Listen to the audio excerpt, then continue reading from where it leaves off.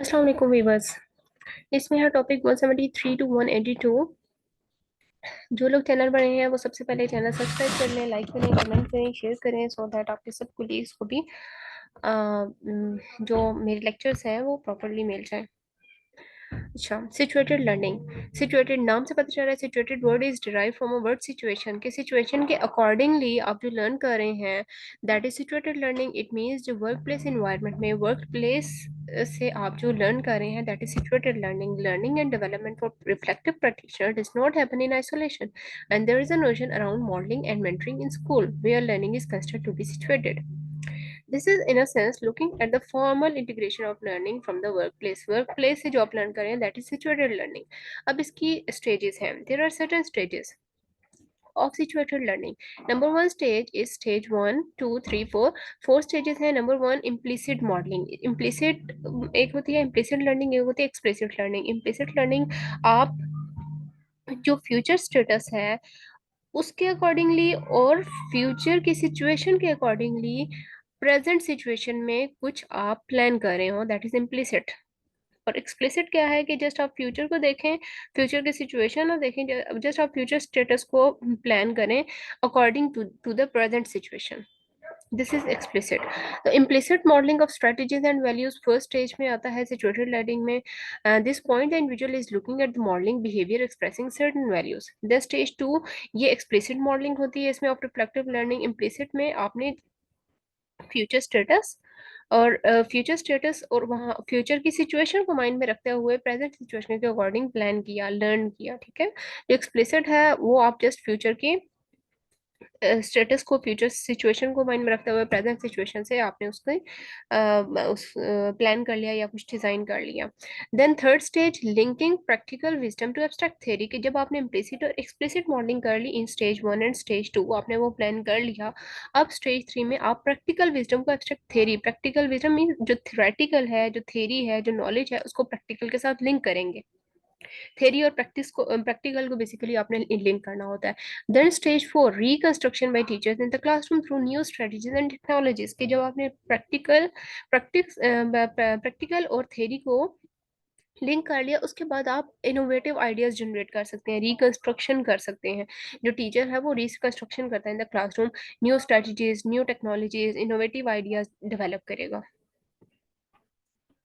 और Loughran's learning का point of view क्या था? लोग्रांस लर्निंग का learning to teach and teach to learn कि आप लर्न पढ़ाने के लिए सीखते हैं एंड देन जो टीचिंग है उससे आप सीखते हैं. ठीक है. पढ़ाने से आप सीखते हैं. पहले आप पढ़ाने पढ़ाने के लिए सीखते हैं एंड देन सीख कर आप पढ़ाते हैं. This is through situated learning that the reflective practitioner can make strong connections between theory and practice. This can be looked as a very powerful और ये very powerful tool है for a reflective practitioner. Then social learning theory. Social learning theory क्या कहती है और इसको हम social cognitive theory भी कहते हैं. मैंने underline किया हुआ है इसको.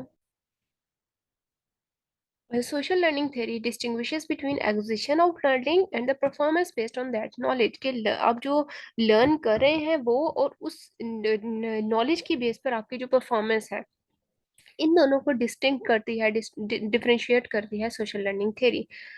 Interaction according to social learning theory interaction is the key in the process of learning कि लर्निंग के प्रोसेस में जो इंटरेक्शन है that is the main bridge to learn.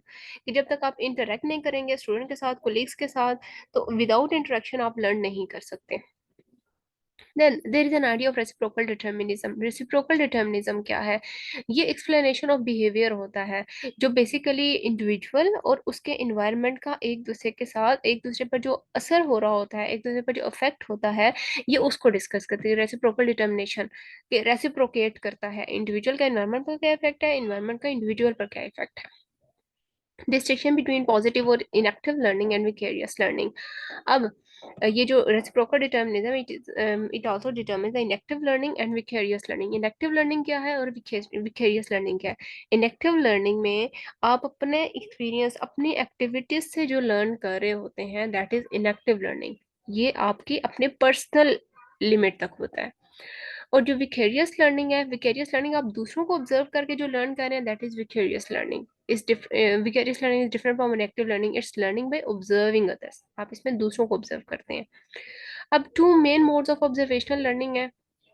Modes of observational learning अगर पूछे जाए तो दो हैं। फर्स्ट ऑब्जर्वेशनल लर्निंग में क्या है, it take place through vicarious reinforcement. इसमें विकेरियस रीइंफोर्समेंट है कि आप दूसरों को ऑब्जर्व करके लर्न करेंगे। Vicarious reinforcement is important because it happens automatically for us. जब आपने दूसरों को ऑब्जर्व करना है तो ऑटोमेटिकली ये आप ऑब्जर्वेशन का एलिमेंट आपके अंदर डेवलप होता है कि मैं दूसरों को क्या ऑब्जर्व करूँ, तो ये ऑटोमेटिक होता है आपके अंदर। जबकि second mode of observational learning is by observing others imitates the behavior of a model even through the model receives no reinforcement enforcement or punishment। कि सेकंड ये जो भी हमने ऊपर इनएक्टिव लर्निंग के क्या, हम इसमें अपनी एक्टिविटीज को, अपने जो लर्निंग है हम उसको ऑब्जर्व कर रहे होते हैं। तो इसमें कोई हमें री इन्फोर्स नहीं कर रहा होता कि आप अपने आप को देखें, अपनी एक्टिविटीज पर नजरसानी करें।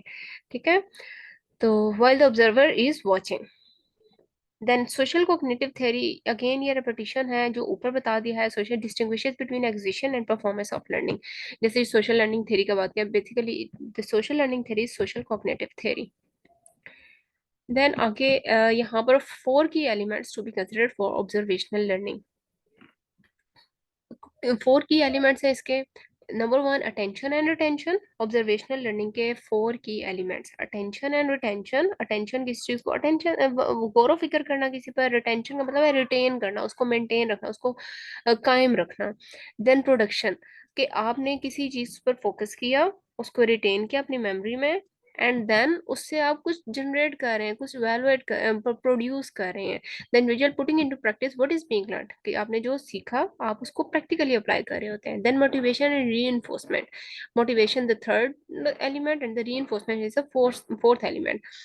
अब जो आपने लर्न किया, प्रैक्टिकली अप्लाई किया, अब आप मोटिवेट करेंगे। Reflective process uses his observation to motivate them and reinforce new behaviour, और उसकी बेसिस पर आप न्यू बिहेवियर्स को इन्फोर्स कर रहे होते हैं। देन ऑब्जर्वेशनल लर्निंग के 5 पॉसिबल आउटकम्स हैं कि इसका ऑब्जर्वेशनल लर्निंग से इनका प्रोडक्ट क्या होगा, आउटपुट क्या आएगा हमारे पास, आउटकम क्या होगा। नंबर 1 टीचिंग न्यू बिहेवियर्स, कि जब हम ऑब्जर्वेशनल लर्निंग करते हैं, either it is enactive learning और विकेरियस लर्निंग, आप न्यू बिहेवियर्स को बेसिकली ऑब्जर्व करते हैं। Then encouraging already learn behaviours. Number 1 कि आप तो एक न्यू बिहेवियर सीख रहे होते हैं, जो ऑलरेडी लर्न बिहेवियर्स हैं उनमें जो पॉजिटिव बिहेवियर है आप उनको इनकरेज करते हैं। देन स्ट्रेंथनिंग और वीकनिंग इनहिबिशंस, कि आप उसमें से अपनी स्ट्रेंथ देखते हैं, वीकनेस देखते हैं, कि आपके अंदर कितनी, कौन कौन से पॉजिटिव हैं, पॉजिटिव एस्पेक्ट्स हैं, कौन से नेगेटिव एस्पेक्ट्स हैं, तो आपकी जो स्ट्रेंथ है और वीकनेस है वो एक्सप्लोर होती है। Then directing attention and arousing emotion. Fourth जो इसका आउटकम है दैट इज डायरेक्टिंग अटेंशन, कि आप बेसिकली अटेंशन प्रोवाइड कर रहे होते हैं अपने बिहेवियर्स पर। In observational you may develop emotional reactions to situations you have never personally experienced, और इसकी बेस पर आप ये कर रहे हो कि ऐसे तमाम एक्सपीरियंस जो आपने पहले नहीं फेस किए, आप उसके रिस्पॉन्स में इमोशन एक्सप्रेस कर रहे होते हैं, अराउजिंग इमोशंस। ठीक है, तो जब आप ऑब्जर्व करेंगे तो आपके अंदर उसका रिस्पॉन्स क्रिएट हो रहा होगा। तो these 5 are the possible outcomes of observational learning।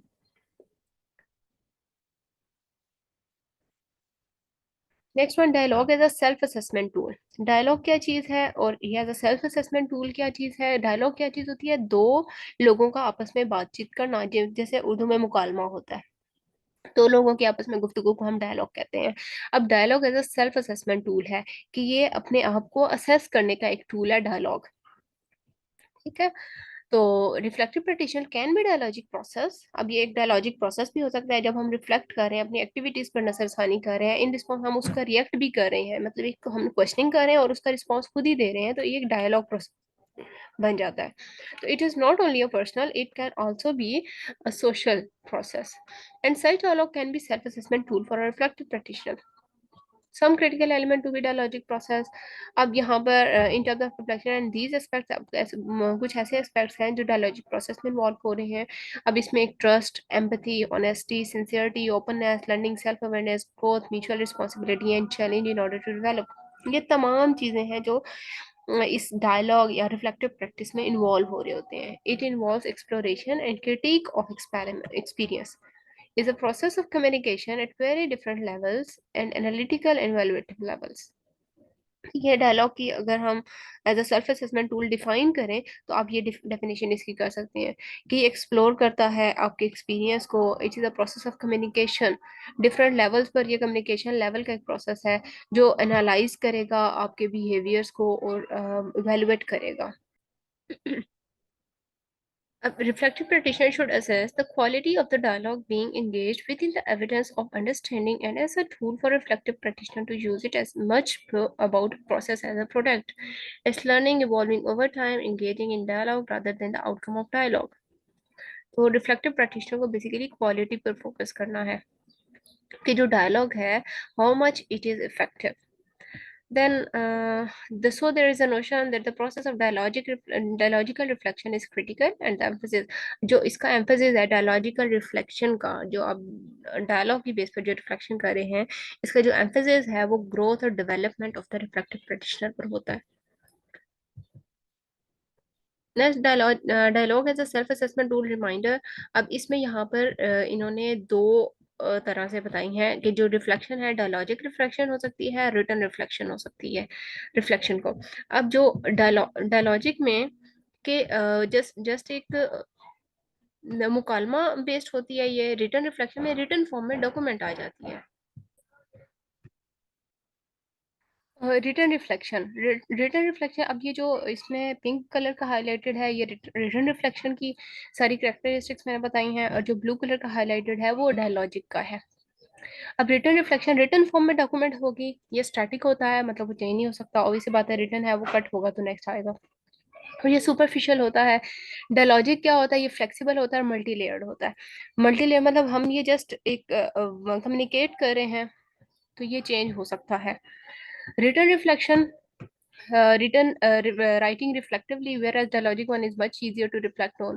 तो इसको हमने जब रिटर्न फॉर्म में लिखना है तो हमें प्रॉपरली चॉइस ऑफ वर्ड्स जो है वो भी बहुत उसकी भी केयर करनी होती है. And then dialogic one easier to reflect on होता है, easier to show and explore.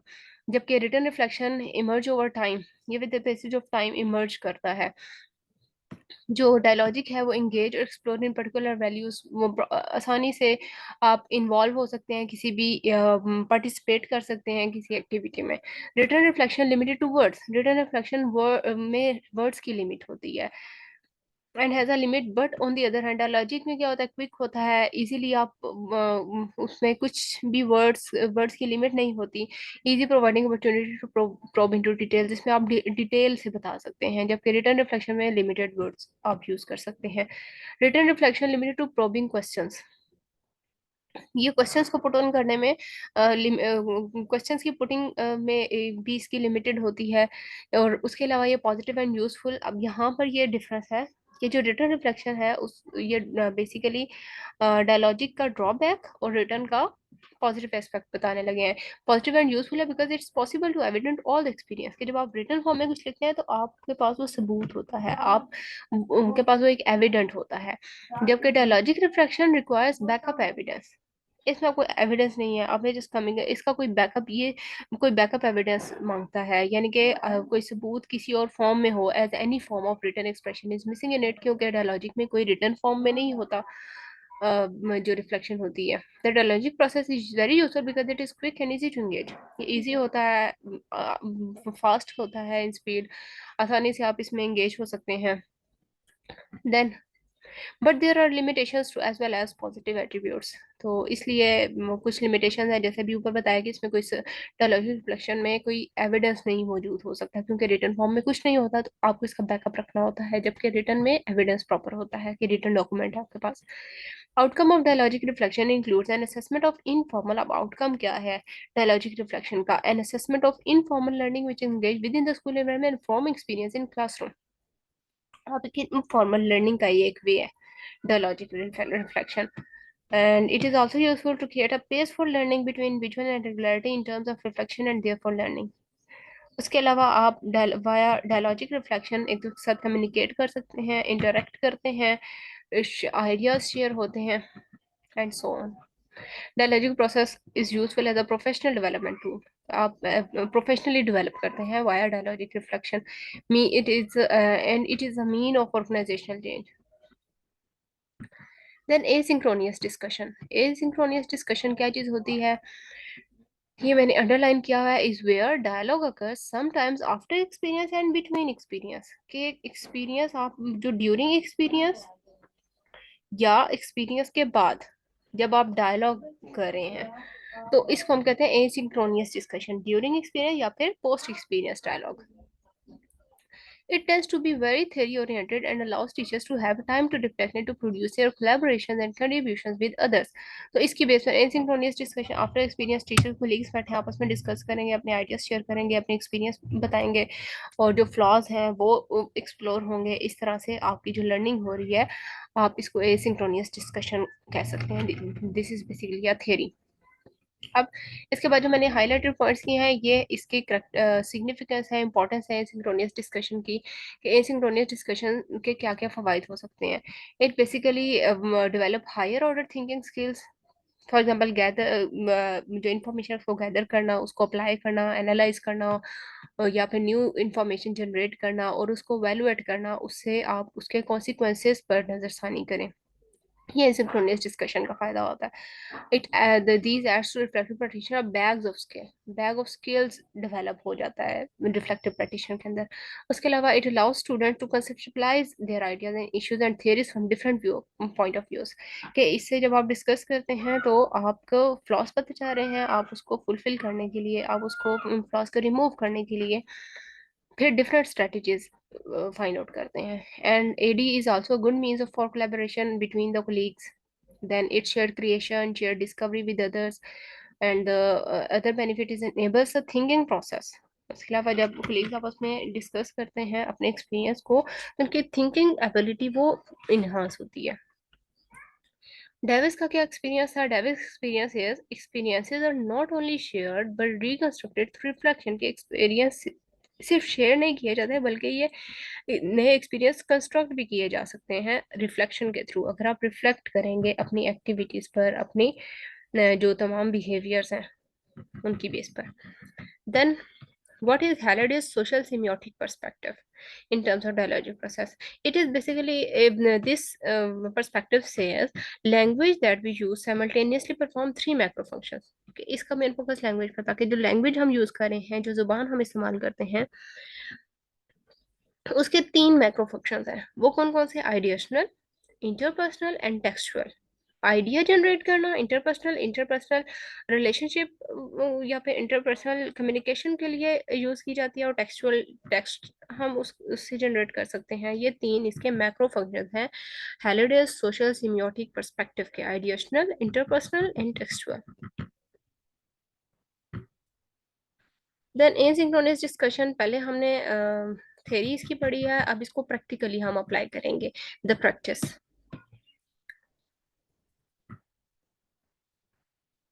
ये इसकी डेफिनेशन है asynchronous discussion in terms of practice, कि it's very much about asking teacher to reflect on theories have learned about teaching and how learning about teaching is being understood and applied in different situation। अब practice से practical आपने याद रखना है।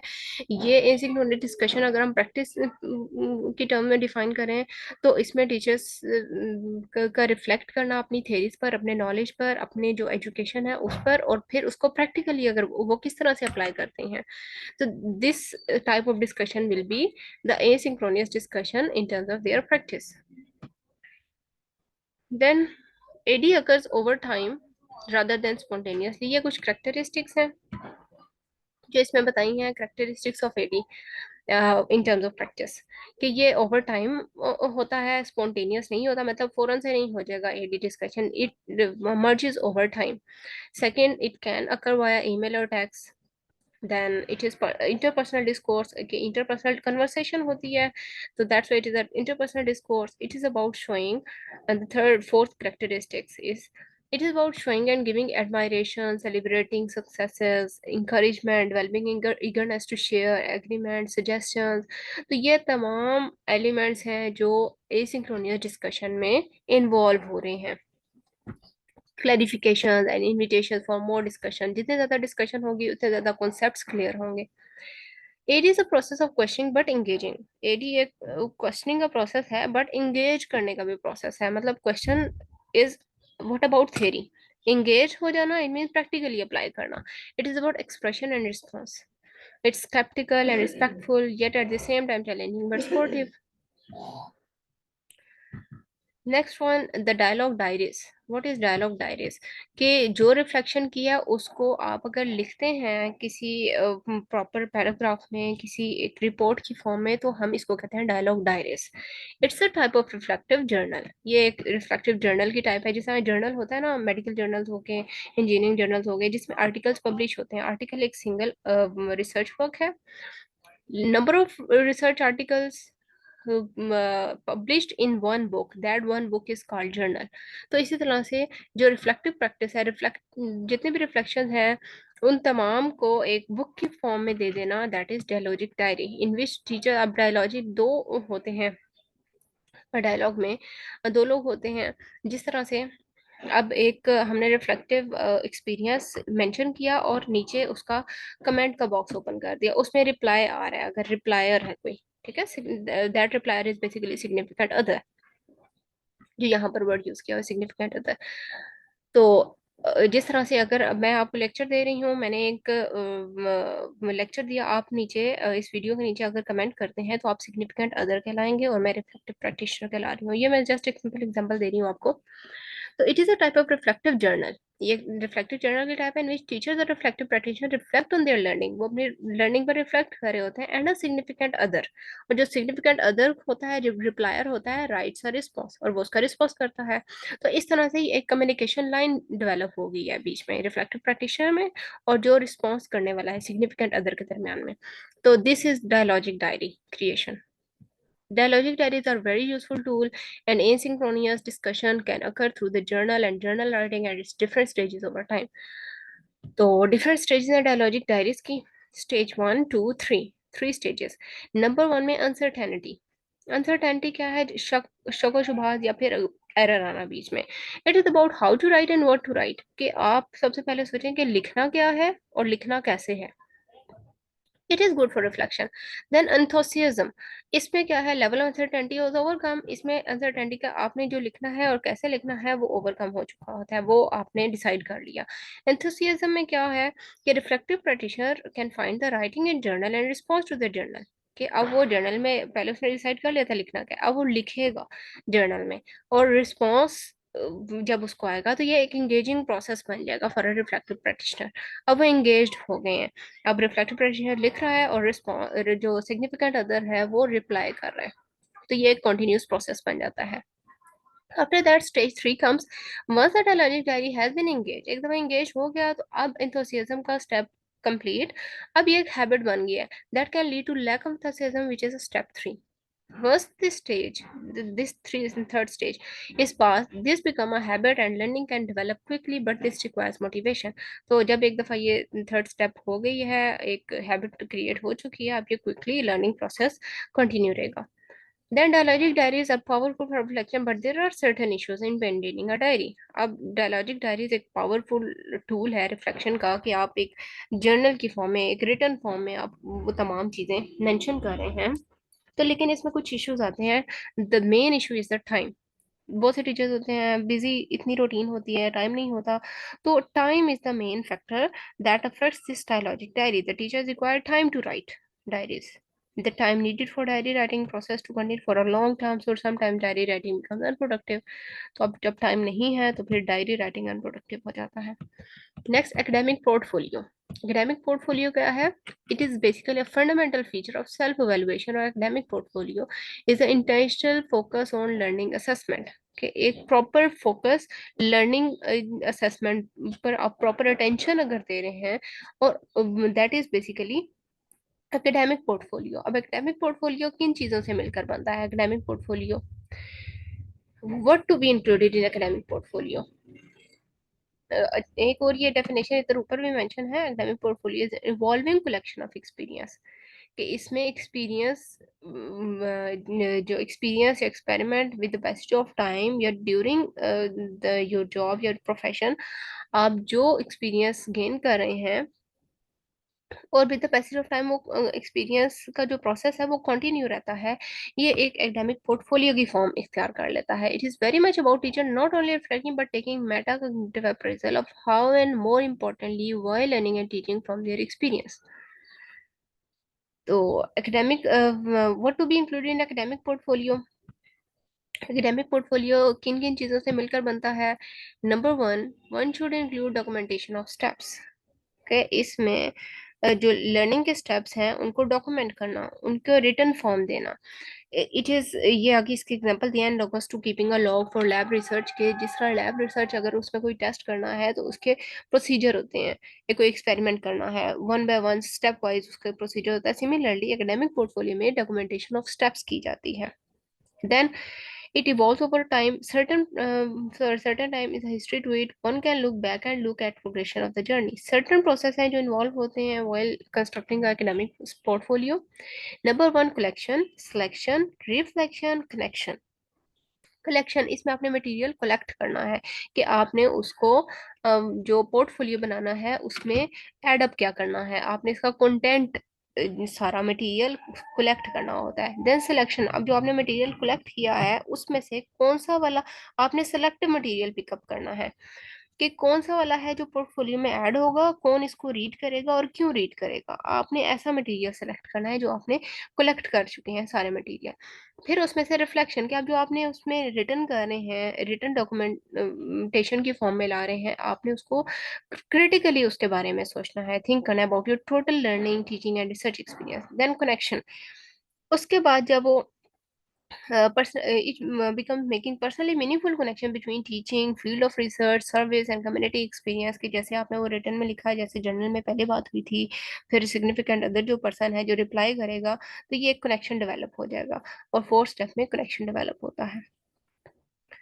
The academic portfolio is long-term piece of evidence and is a living collection of documents and material which change over time. New items are added, others are dropped. ये actually इसकी definition है academic portfolio की, जिसमें आप documents collect कर रहे हैं, उसमें रिटर्न मटेरियल एडअप कर रहे हैं, कुछ ऐड करते हैं, या आफ्टर सम टाइम आप उससे ड्रॉप भी कर सकते हैं, निकाल भी सकते हैं। Then teachers collaborating, every teacher is an active participant in their development. अब टीचर्स कोलैबोरेटिंग क्या है, इसके 5 स्टेप साइकिल ऑफ इवेलुएशन है जिसमें टीचर्स कोलैबोरेट करते हैं। कौन सी 5 स्टेप साइकिल है, ये नीचे गिवन है। It starts from self reflection, कि सबसे पहले आपने सेल्फ रिफ्लेक्शन, आपने देखा अपनी एक्टिविटीज, अपने बिहेवियर्स को रिफ्लेक्ट किया, अपने टीचिंग वेज को रिफ्लेक्ट किया। उसके बाद आपने एक गोल सेट कर लिया कि कौन सा गोल अचीव होना चाहिए। जब आपने रिफ्लेक्ट किया आपको पता चला ये फ्लॉ है, अब आपने उसके बारे में एक ऑब्जेक्टिव सजेस्ट कर लिया कि ये ऑब्जेक्टिव है जो मुझे अचीव करना है, ये फ्लॉ है जिसको मैंने पूरा करना है। अब उसके बारे में आप ऑब्जर्व करेंगी, कलेक्शन ऑफ एविडेंस करेंगे। ऑब्जर्वेशन के बाद, कलेक्शन ऑफ मटेरियल के बाद आप उसकी असेसमेंट करेंगे, इवैल्यूएट करेंगे कि इसमें कौन कौन से पॉइंट्स हैं जो जिनको इम्प्रूवमेंट की ज़रूरत है। इवैल्यूएट के बाद समेटिव इवैल्यूएशन, फिर आप उसकी समरी रेडी करेंगे कि इसकी इवैल्यूएशन आपने समराइज कर ली, और फिर आप उसको इम्प्लीमेंट करते हैं। It is a 5 step cycle of evaluation. Then moving downward, इसमें से ऑब्जर्वेशन और कलेक्शन ऑफ एविडेंस क्या चीज़ है ये आप लोगों को हाईलाइट करके बताई है। Collection of begins as soon as the goals are set, जैसे ही आपने गोल सेट कर लिया, अब आपने आपकी ऑब्जर्वेशन और एविडेंस की कलेक्शन स्टार्ट हो जाएगी, and continues until the end of cycle with summative evaluation, और ये कंटिन्यू रहती है जब तक कि आप फाइनल इवैल्यूएशन स्टेप तक ना पहुंच जाए। अब 5 principles of brief observation. Observations are one or more source of evidence for the reflective practitioner. Observation क्या है, एक या इससे ज्यादा सोर्स हो सकते हैं रिफ्लेक्टिव प्रैक्टिशनर के लिए। अब प्रिंसिपल्स क्या है ऑब्जर्वेशन के, मैंने डेफिनेशन भी हाईलाइट की हुई है। The principle of observation can be defined as the art of passing, the art of passing knowledge or ideas by viewing the actions of a model from which one imitates। कि ये ऐसा art है जिसमें आप knowledge को deliver करेंगे और ideas bye viewing the actions of a model, कि आपके पास जो मॉडल है आप उसकी बेस पर अपना नॉलेज डिलीवर करेंगे, और जिससे लर्निंग प्रोसेस इनहांस होगा। तो ये ब्रीफ ऑब्जर्वेशन के बेसिकली डिफाइन किया हुआ है। अब प्रिंसिपल्स क्या हैं ब्रीफ ऑब्जर्वेशंस के। नंबर 1, फ्रीक्वेंट होनी चाहिए आपकी ऑब्जर्वेशन। नंबर 2, फोकस्ड होनी चाहिए। फ्रीक्वेंट फ़ौरन से हो सकती है, ऑब्जर्व कर सकते हैं। फोकस्ड पीरियड होने चाहिए, इसका एक फोकल पॉइंट होना चाहिए, अटेंशन ओरिएंटेड होनी चाहिए बेसिकली, टाइमली होनी चाहिए। यूजफुल हो आपकी ऑब्जर्वेशन और टाइमली हो, ऑन टाइम ऑब्जर्व किया हो आपने, ऐसा नहीं कि टाइम गुजर गया और उसके बाद आप ऑब्जर्व कर रहे हैं। बाकी एक टीचर है, अगर student engagement, classroom management, differentiate instruction है, ये तमाम एलिमेंट है, तो इनको हम कैसे हैंडल कर सकते हैं? By all these factors, professional collaboration करके, फैमिली या कम्युनिटी की इंगेजमेंट के जैसे पेरेंट्स टीचर मीटिंग होती हैं, या कोलैबोरेटिव डाटा एनालिसिस से। Then feedback, feedback is another way to have brief observation, collecting evidence through observation. Observation के थ्रू आप एविडेंस को कैसे कलेक्ट कर सकते हैं? It is helpful to adopt one or two note taking strategies that facilitate quick shorthand. कि आप observe कर रहे हैं, आप उससे, जब आप कीनली ऑब्जर्व करते हैं, बहुत गौर से ऑब्जर्व कर रहे होते हैं, तो आपके पास एक लाइव एविडेंस आ रहा है, आपके पास लाइव सबूत आ रहा है कि ये चीज वाकई ही इस चीज को अफेक्ट करती है।